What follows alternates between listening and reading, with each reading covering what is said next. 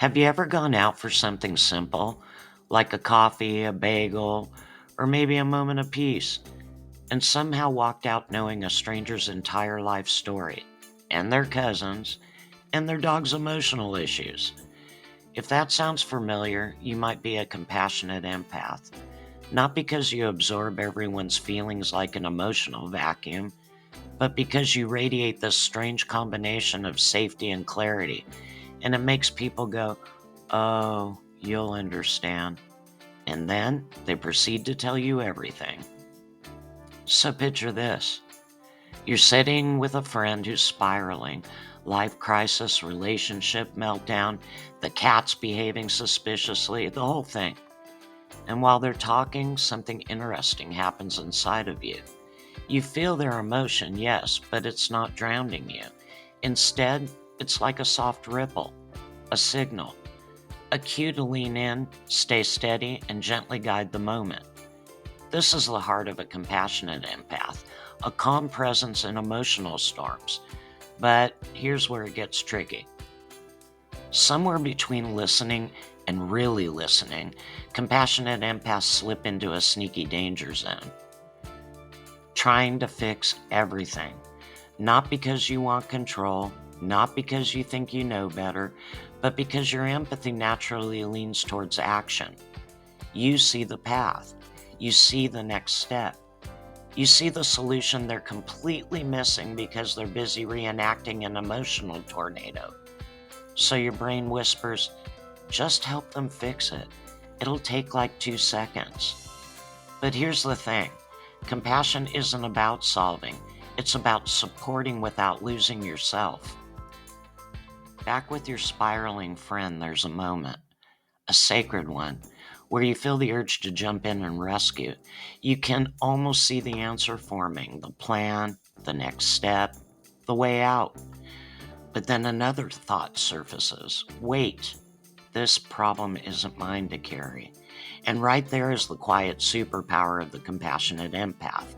Not the action, the discernment. This is where the subtle intervention hides. The pause, the breath, the one soft moment where you choose support over fixing. Neuroscience wise, that little pause is your prefrontal cortex coming online, gently tapping your limbic system on the shoulder saying, hey, sweetie, let's not adopt their entire life today. So instead of taking over, you do what compassionate empaths do best. You ask a question, not a big dramatic one, something simple like, what part of this feels the heaviest right now? What do you already know you need to do? What feels like the very first tiny step? You're not fixing, you're illuminating. This is compassionate empathy in action. You help them see their own strength instead of becoming it for them. But let's be honest, compassionate empaths slip into overhelping without even noticing. Suddenly your mind is filled with their job issues, their breakup, their family drama, their existential crisis, their dog's separation anxiety, their neighbor's financial mess, their landlord who just doesn't understand them. And meanwhile, your own laundry has filed a missing person report. Here's the truth. Compassion becomes unhealthy when it starts to steal your inner life, and compassionate empaths don't burn out from caring. They burn out from caring in all directions at once. Eventually, compassionate empaths learn this quiet skill. Help with heart, guide with clarity, support with presence, but stay anchored in your own life.